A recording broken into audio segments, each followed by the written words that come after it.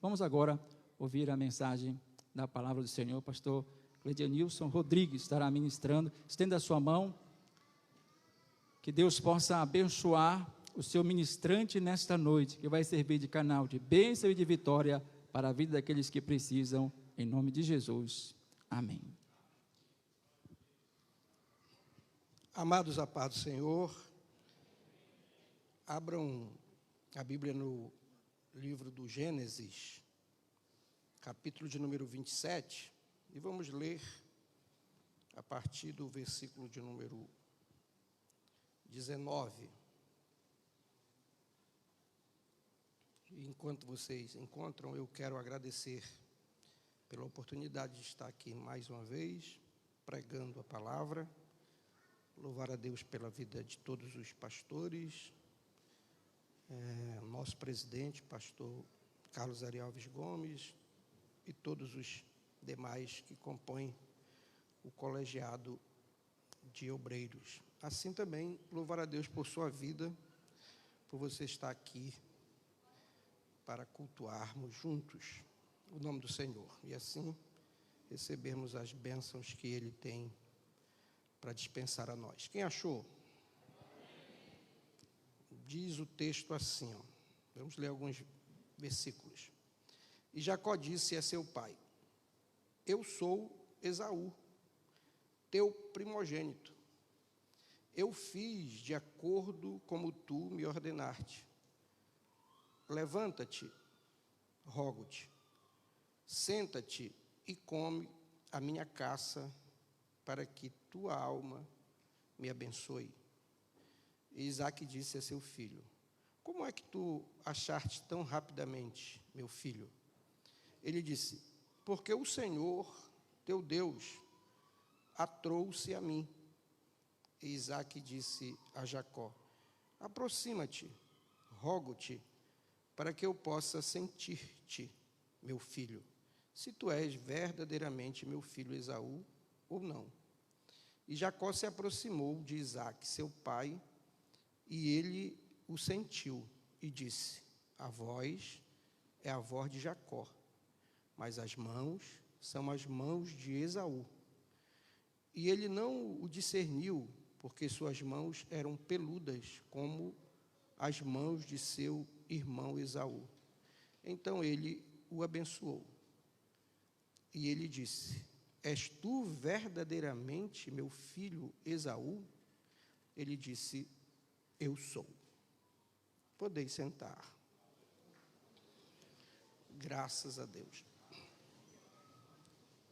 Obviamente que o texto é bem recorrente. A maioria, se não todos, conhece, já leu, já ouviu ministrações sobre. Portanto, nós não vamos nos ater em falar do contexto desse texto, mas vamos fazer aqui uma analogia, uma correlação com a forma como Deus quer que nós nos relacionemos com Ele. Nesse contexto aqui, a pessoa, dentro do que era legítimo, do que era legal, a pessoa certa para receber a bênção de Isaque era Esaú, por ser ele o primogênito. Ignorando a questão da forma como Esaú vai lidar com essa bênção da primogenitura, mas a lei estabelecia que o primogênito deveria ser o alvo da bênção. Jacó tinha a promessa de que a bênção seria para ele, mesmo ele sendo o irmão menor. E o pai Isaque estabelece então que vai abençoar a Esaú, e junto com a mãe Jacó, junto com sua mãe, ou sua mãe junto com seu filho Jacó, criam essa trama a fim de que Jacó seja o receptor da bênção. E aí a trama envolve um disfarce.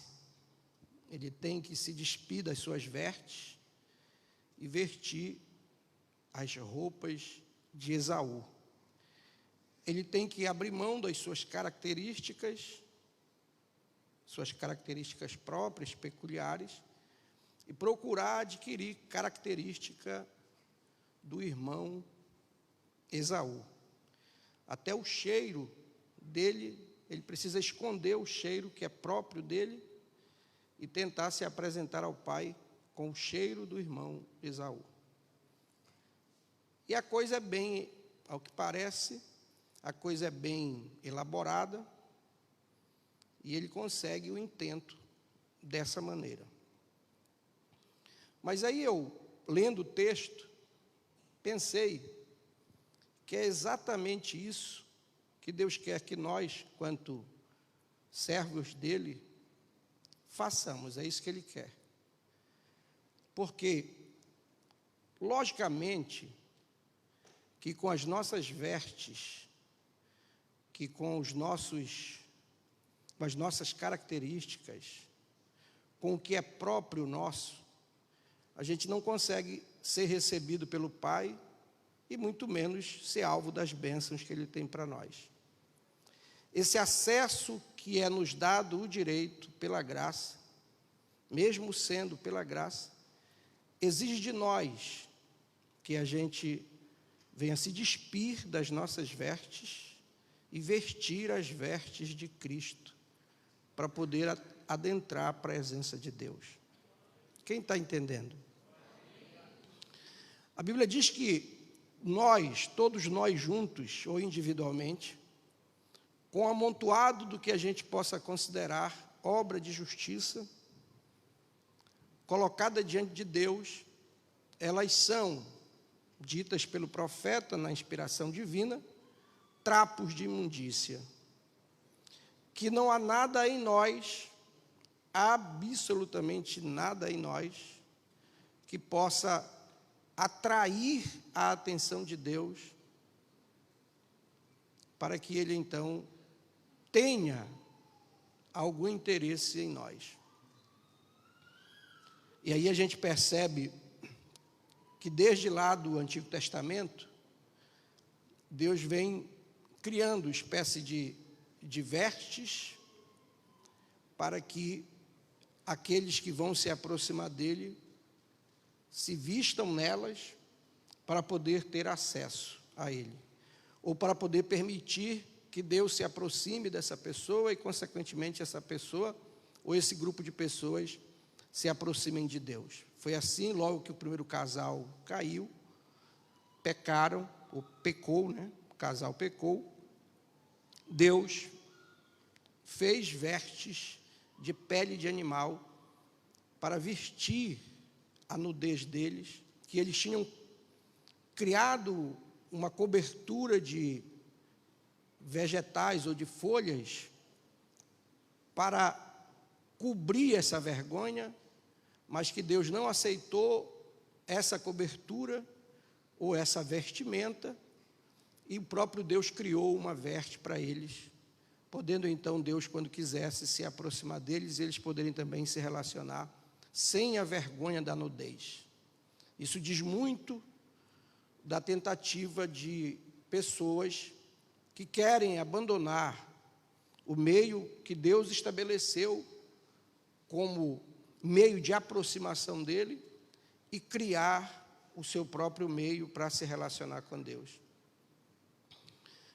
A vida cristã ou a vida na graça, mesmo sendo na graça, ela estabelece princípios que não são mais confortáveis do que o que a lei determina. Embora que para alguns ocorra a ideia de que a graça é mais branda, o nosso próprio presidente já disse aqui que a graça é infinitamente mais difícil e que a única forma de nós conseguirmos viver o que a graça propõe é se de fato for gerado em nós uma nova criatura, um novo homem, que viva regido por princípios espirituais, porque Paulo já estabelece: aqueles que estão na carne não podem agradar a Deus. Mas nós, disse ele, falando da igreja, vós não estáis na carne, mas estáis no Espírito, se é que o Espírito de Deus habita em vós. Quantos já podem dar notícia de que o Espírito de Deus habita em nós? Então, observa que esse princípio se repete lá no processo sacerdotal, já que o sacerdote representa a humanidade, então é ele que entra à presença de Deus. Em linhas gerais, seria o próprio povo, então, que está entrando na presença de Deus, mas tem todo um aparato, umas vestimentas, critérios, para ele se apresentar diante de Deus, que vai além das simples vestes, porque também exige questões espirituais, ele precisa estar purificado da sua culpa, e a coisa não é simples. Eu acho que só vestir aquelas vestimentas já era um trabalho muito cansativo. Ele não fazia isso no ventilador e muito menos no ar-condicionado. Era numa temperatura, sei lá de quantos graus, e ele tinha que vestir aquilo tudo, e devia pesar também, e ele, para se encaminhar para a presença de Deus, despido das suas vestes e com aquelas vestes que Deus estabeleceu. Aí vem então agora a graça, para dizer que eu tenho que vestir as vestes de Cristo.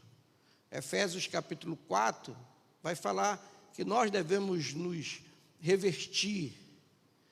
Também a própria carta vai falar da armadura de Deus, já no capítulo 6. Então, exige aí de nós uma mudança. Agora, é bom que a gente observe um detalhe. Se a gente vai vestir a roupa de uma outra pessoa, existe uma questão de que o manequim tem que ser o mesmo. Quando eu era menino pequeno, não lá em Barbacena, mas lá na Guanabara, a calça do meu padrasto virava bermuda para mim, as pernas da calça. Entendeu? Acho que, se não todos, mas alguns viveram isso também. E aí, tinha que fazer um ajuste todo para poder caber naquele garotinho. A perna da calça, as duas pernas da calça viravam uma bermudazinha, e para mim, quando eu vestia aquilo, era novo. Apesar de já ter um bocado de ano que o pai usou até não querer mais.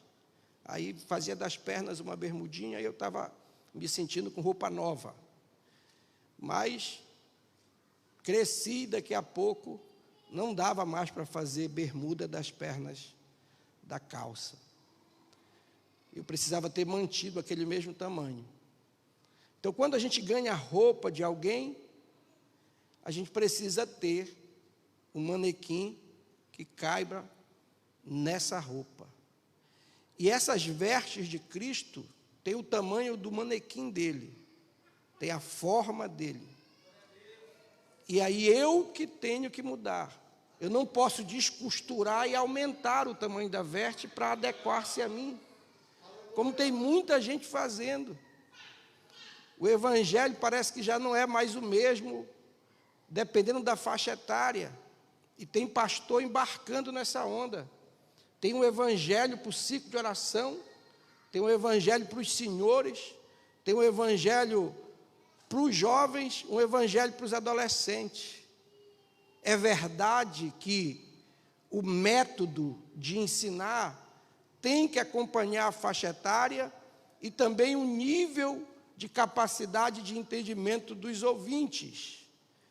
Mas só o método que muda, mas o conteúdo tem que ser o bíblico, tem que ser o evangelho, porque embora o evangelho não seja, e o evangelho não é de verdade, a maior potência para encher templos não é o evangelho, mas o evangelho é o único poder para salvar a vida de quem crer.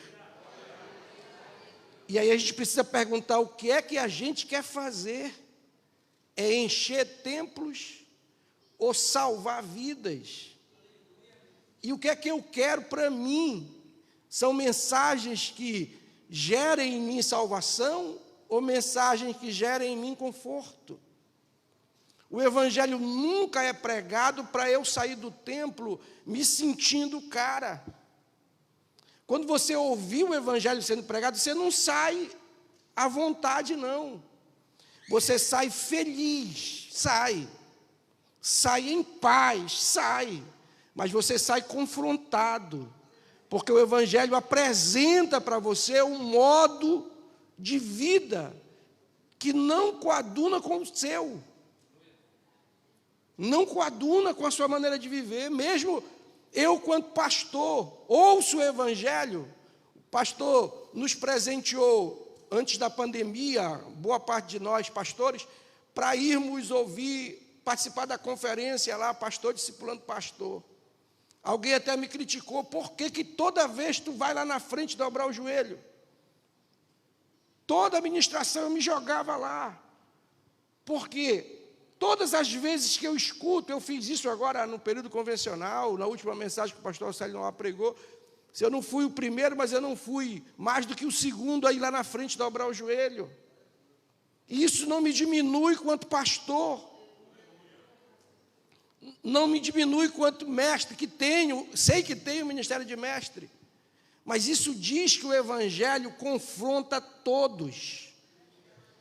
E a gente precisa ver que tem alguma gordurinha que está ficando fora das vestes de Cristo. Entendeu? Que o nosso modo de viver não está ajustado com o evangelho. E a gente precisa se reprovar e fazer uma dieta espiritual de coisas que nos deformam quanto à forma que Jesus quer para nós. A maneira da gente falar. Eu levei uma bronca lá em Salinas e prometi, nunca mais levo uma bronca dessa, nunca mais. Ninguém vai me ver em culto nenhum sem gravata, nunca mais. Porque eu levei uma bronca, irmão, muito grande. Entendeu? Mas é mal para mim? Não é bom para mim. Entendeu? É bom para mim, porque eu acredito que é isso que Deus espera da gente. Que a gente esteja postado como pastor, como obreiro, seja na igreja da gente ou seja visitando. E pelo menos para mim serviu. Não vão mais me dar esse ralho, nunca mais. Essa eu dou conta de fazer. Porque eu acredito assim, olha como eu acredito e penso ser a verdade. Deus analisa as coisas que você faz de errado e elas se dividem em dois grupos. Aquela que você faz dando conta de não fazer. Essa é um agravo muito grande, porque você dava conta de evitar, mas você vai e faz. E aquelas que você faz porque não deu conta de vencer. É totalmente diferente. E todos nós, do pastor Ari a quem está na porta, tem coisas erradas que não dão conta de não fazer. E Deus sabe avaliar. É por aquelas que a gente chora, que a gente se humilha e pede para Deus nos ajudar. E às vezes Ele nem ajuda, mas diz, a minha graça te basta, porque o meu poder se aperfeiçoa na tua fraqueza. Homem nenhum pode dizer que não vive isso. Pode até ser que a gente tenha se livrado já da imoralidade, da desonestidade, sejamos homens de moral, é possível. Mas o evangelho não cobra de nós sua moralidade, e eu acho que até Jesus, nos ensinos dele, nem combate muito a imoralidade, porque a imoralidade ela é uma consequência do real pecado. Sodoma e Gomorra não foi destruído ou não foram destruídas por causa da imoralidade. Se você lê profeta Ezequiel 16:49, você vai ver qual foi o pecado deles. Dá para colocar aqui, irmão? Ezequiel 16:49. Esse é o pecado de Sodoma e Gomorra e suas irmãs. Desprezo ao semelhante, vida farta, ociosidade. Nunca estendeu a mão para o necessitado. E tem até líderes que são assim. não são imorais, mas são injustos. Tem crente falando em línguas estranhas, virando blade na hora da oração, roda mais do que um currupio. Não são imorais, mas são sem misericórdia, sem afeto.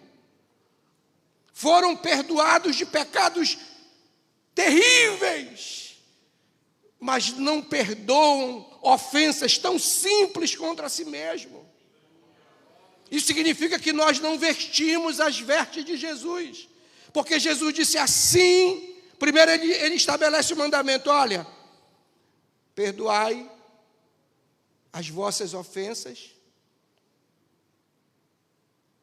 Primeiro ele faz um comparativo para eu amar o meu próximo como eu amo a mim mesmo. Só que é verdade que tem gente que não se ama devidamente. Tem gente que o amor próprio mais parece com ódio, com masoquismo, gosta de se torturar, gosta de se fazer mal. Eu acredito que Jesus, entendendo isso, mudou e disse: agora vocês precisam se amar e se perdoar, assim como vocês foram perdoados por mim. Assim como vocês são amados por mim, amem-se uns aos outros. Então o parâmetro já não é mais o amor que eu tenho por mim mesmo, mas é o amor que eu recebi de Deus. O parâmetro já não é mais a maneira como eu me perdoo, mas como eu fui perdoado por Deus. Como Jesus me perdoou, essa é a minha veste. Então, nesse processo de mudar, e aí ele põe em nós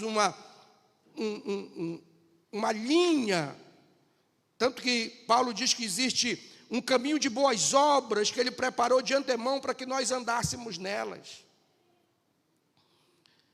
na qualidade de salvos. Então existe um molde que eu preciso me encaixar. Tanto que eu gosto, embora eu não possa afirmar ou dar cientificidade para a afirmação, de que quando Jesus diz assim: é mais fácil passar um camelo pelo fundo de uma agulha do que o rico passar pelo reino dos céus, há um grupo de intérpretes aí que dizem que a agulha era uma porta que tinha no muro de Jerusalém. Eu não posso dizer que isso é a verdade em si, porque eu nunca nem fui em Jerusalém.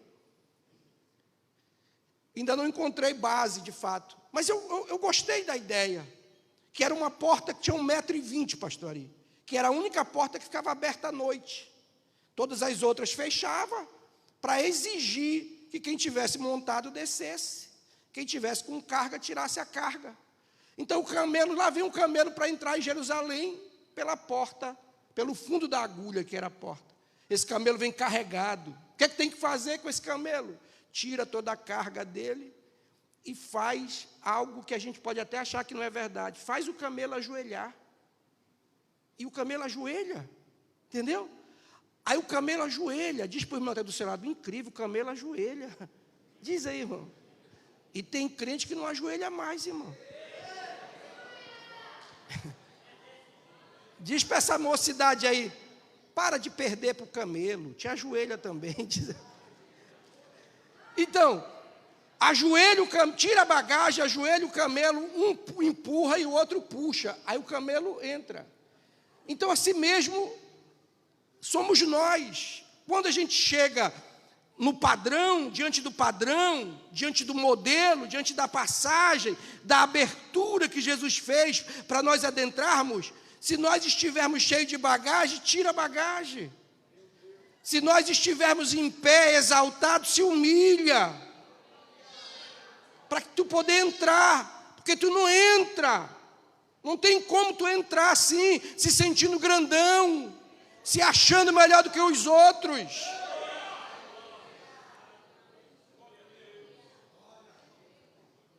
E Deus vai trabalhar, por incrível que pareça. Amados, Deus salvou você com essa obesidade espiritual que tu tem, salvou a mim com essa obesidade medonha, mórbida que eu tenho. gordo que só espiritualmente. Deus me salvou, mas aplicou a dieta. E se a dieta não funcionar, ele vai fazer exercício. Aí o exercício não é caminhar e correr, é passar por provações. Aí na provação, eu quero ver se você não emagrece, irmão, espiritualmente. Eu quero ver se, como diz o pessoal do interior, no tipiti de Jeová, tu não perde esse tucupi todo e não fica pronto para virar farinha, irmão.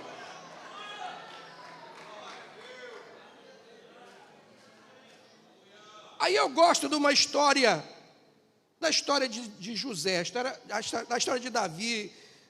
Tem muitas mensagens pregadas, existe muita mensagem pregada. Mas o capítulo 17, versículo 40, diz algo interessante. Eu não sei se a versão aqui é igual a que eu tenho, mas coloca aí, vê se... Quase no automático, né? 17:40 de Gênesis. Olha o que esse texto diz. Não dá para olhar ainda. Para com os outros pregadores, é tão rápido esse negócio.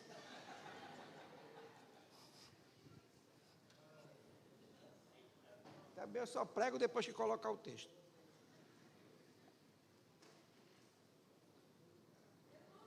Já, gente?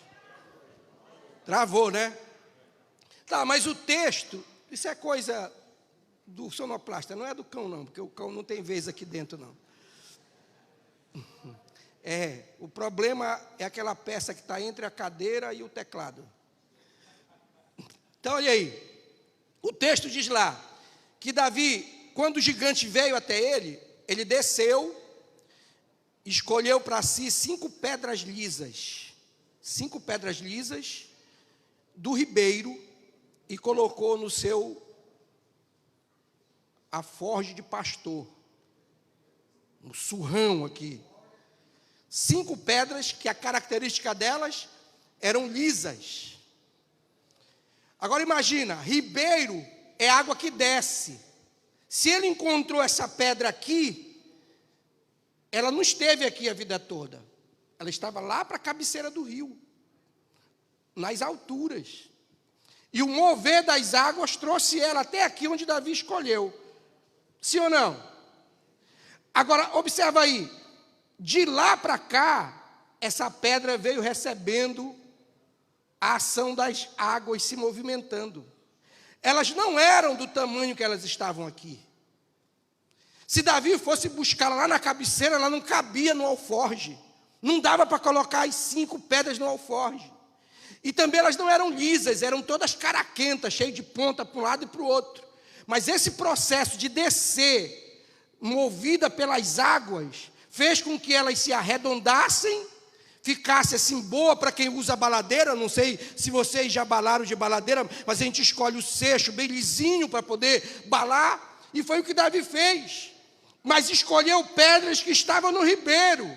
Não escolheu pedra que estava na cacimba, pedra que estava em poço, pedra que estava em caixa d'água, pedra que estava em aquário, porque essas até ficam lisas, mas de limo, mas não muda a forma, continua do jeitão delas.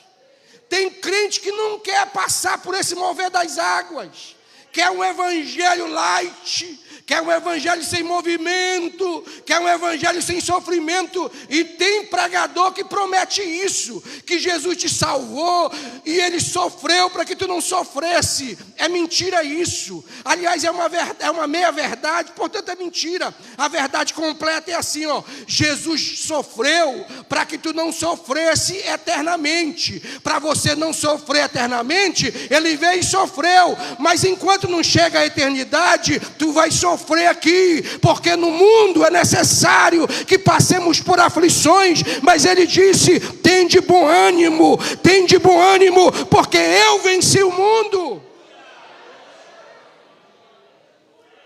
Mas tem um grupo de crente, irmão, que muda de igreja por causa de luta, muda de ministério por causa de luta, muda de esposa por causa de luta, irmão. Se eu fosse largar a minha por causa de luta, Deus me livre. Entendeu? Se eu fosse largar o ministério que eu estou por causa de luta, já estava em outro ministério. Se eu fosse mudar de convenção por causa de luta, se eu fosse mudar de planeta por causa de luta, eu já estava em outro planeta. Mas eu sei que a luta, seja na família, seja no ministério, ou seja na vida cristã, é um processo de preparação para que as vestes de Cristo se encaixem em mim, para que eu possa vestir a roupa do primogênito e entrar na presença do Pai. E eu não preciso enganar e dizer que a veste é minha, que o cheiro é meu. Eu posso dizer, eu estou aqui vestidos com as vestes do meu irmão primogênito. Eu estou aqui na justiça do meu irmão. Eu estou aqui por causa da bondade dele, por causa da obra dele. Eu posso ter acesso à tua presença e te adorar e receber as bênçãos que são próprias das tuas mãos. Mas eu preciso diminuir. Diz para quem está do teu lado, só me ajudando, diz assim, ei gordo, vê se tu emagrece. Senão a roupa de Cristo não dá em ti, ele era magrinho, irmão. Jesus não tinha nenhuma gordura, nenhuma obesidade. Por que ele não tinha? Porque a comida dele era boa. E qual era a comida dele? Ele disse, eu tenho uma comida para comer, fazer a vontade do meu Pai. Essa não engorda, entendeu? Essa não te torna obeso, essa não tira a tua forma, não te deforma.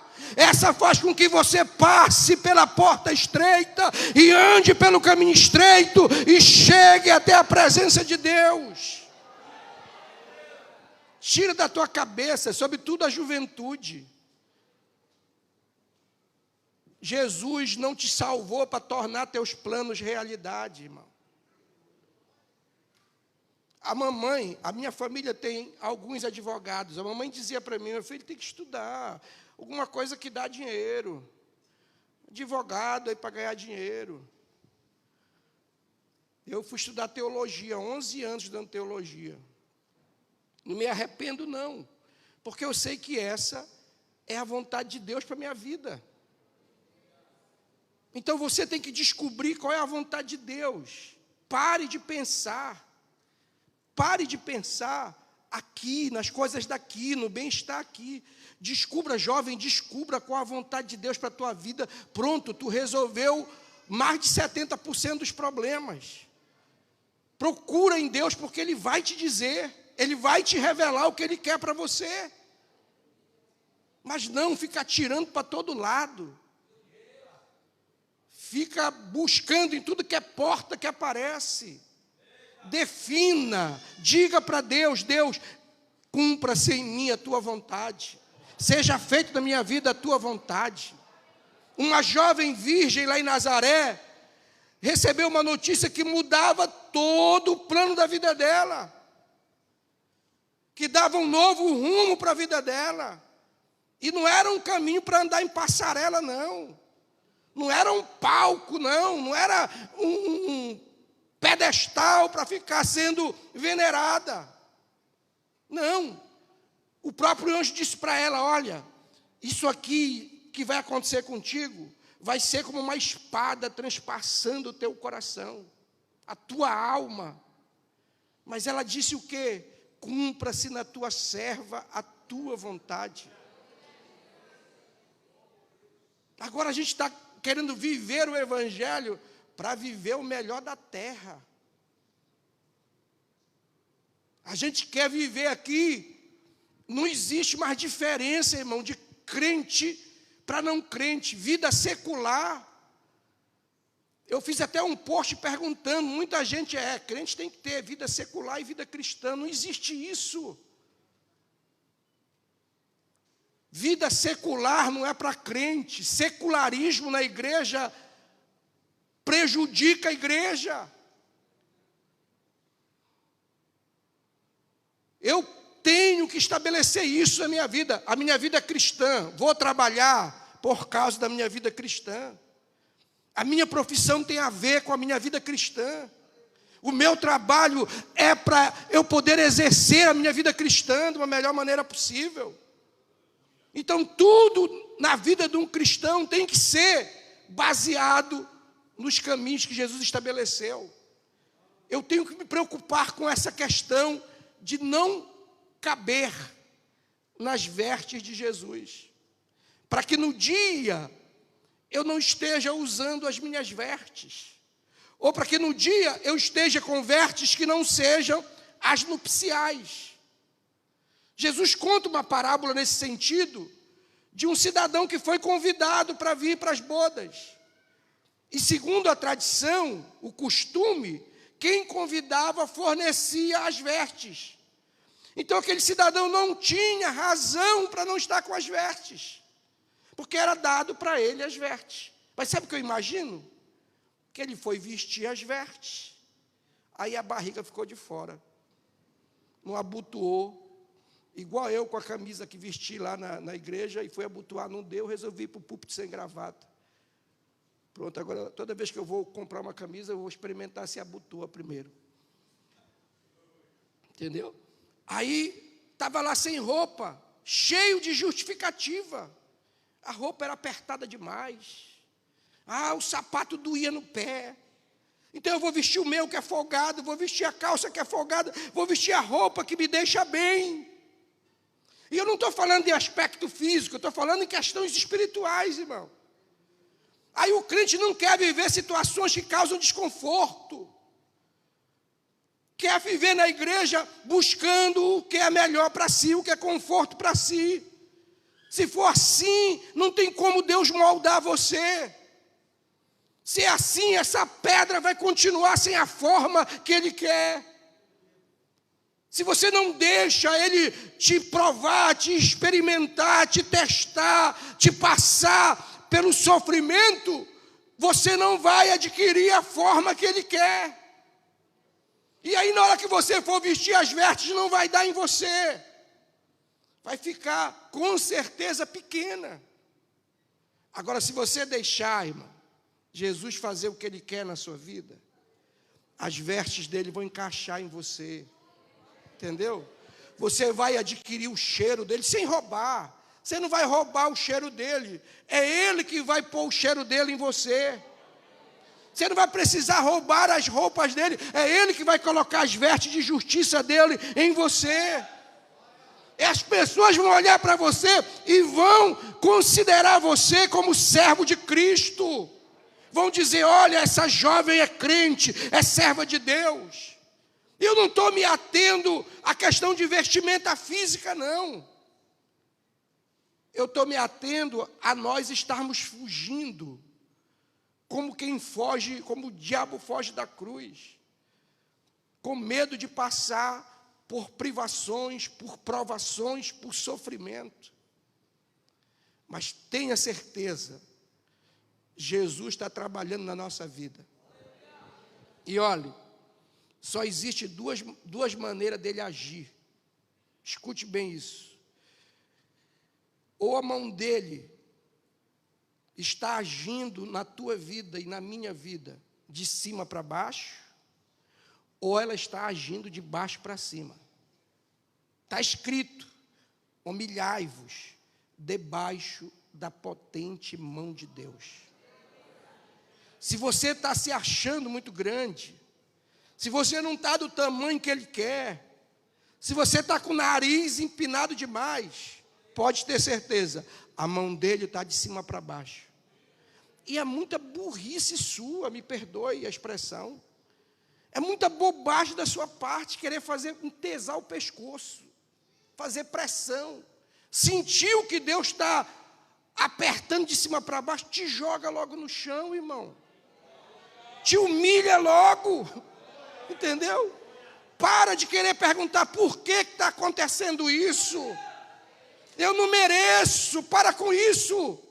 Não, te joga logo no chão e te humilha, porque esse processo de abater não é para sempre. No seu tempo, ou no tempo dele, a mão dele vai mudar de posição e vai pegar de baixo para cima e vai te exaltar. É o que está escrito. Então, sofrimento, seja bem-vindo. Dificuldade, seja bem-vinda. Entendeu? Doença, seja bem-vinda, porque eu sei que vocês não duram para sempre. Tudo vai passar, mas aquele que confia no Senhor, esse é como um monte de Sião, que permanece para sempre. Louvado seja o nome do Senhor. Então fique em pé aí. Olha, queridos, espero que você tenha entendido o que foi dito aqui. Nós necessitamos das bênçãos de Deus.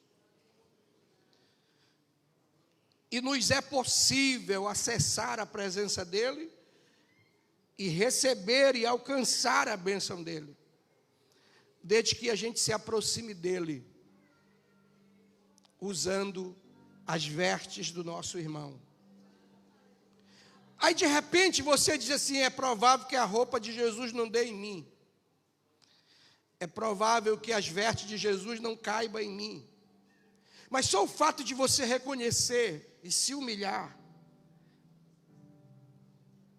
e todos nós temos que fazer isso, é nesse ato de reconhecer e de humilhar, que nós vamos demonstrar que nós temos com sede de justiça, que não há justiça em nós, que não é por nenhuma obra de bondade que houvéssemos feito, mas por causa do muito amor com o qual Ele nos amou, e nos abriu um caminho pelo qual a gente tem acesso ao Pai. Então, de imediato já reconheça: Pai, eu estou aqui, não há mérito em mim, eu não posso te apresentar as minhas obras de justiça, eu não posso te apresentar as minhas vestes, porque elas estão sujas, mas me cobre com as vestes do teu Filho, meu amado Senhor e Salvador. Ore a Deus pedindo perdão, mas faça isso, eu estou dizendo aqui, em o nome de Jesus. Ore a Deus pedindo perdão por você rejeitar a luta, por você fugir da batalha, por você ter medo do confronto. Peça perdão a Deus por você correr atrás de uma vida cristã regalada, folgada, sem luta, sem perseguição. E diga: Deus, eu aceito a tua vontade. Diga de coração: a tua vontade. A tua vontade é boa, é perfeita, é agradável, e é ela que eu quero para a minha vida. Quero fazer a tua vontade. Quero que a tua vontade seja a minha comida, seja o meu alimento. Isso vai me desintoxicar. Isso vai tirar as impurezas do meu organismo. Isso vai tirar essa obesidade mórbida que existe na minha alma. E eu vou ficar em forma, Senhor. Eu vou ficar em forma se eu viver a tua vontade. Alabaxaramandarai. Alabacarabachuri biandarai. Só quem quer viver essa vontade de Deus, e não importa como, não importa onde, você quer a vontade de Deus, porque você quer se vestir com as vestes do seu Cristo, do seu Salvador. Aleluia. As roupas não aumentam de tamanho, mas eu posso diminuir. As roupas não são conforme os manequins, mas existe um modelo, existe um parâmetro, um paradigma, existe um referencial, existe um exemplo, e esse exemplo é Jesus. E eu quero viver a vida de Jesus, eu quero ter os passos de Jesus, eu quero olhar como Jesus olha, eu quero andar como Jesus anda. Alabaxaramandarai. Eu quero ministrar sobre as nossas vidas em o nome de Jesus, como servo de Deus, como pregador da palavra nessa noite. Que o Espírito Santo realize no nosso ser uma conscientização de que precisamos, com pressa, com urgência, perder peso, perder tamanho, empobrecer. Precisamos considerar nossa miséria, como disse Tiago. Parar de sorrir de coisas que o diabo também acha divertido. Parar de fazer festa que o diabo também comemora. E que possamos viver a vontade de Cristo, a vontade de Deus. Que haja, como diz o nosso presidente, um comprometimento na nossa alma. Oh, aleluia. De viver no caminho estreito, de viver passando pela porta estreita, de viver a vida cristã. Louvado seja Deus. Que Deus te abençoe, que Deus nos abençoe. Quantos podem crendo dizer amém?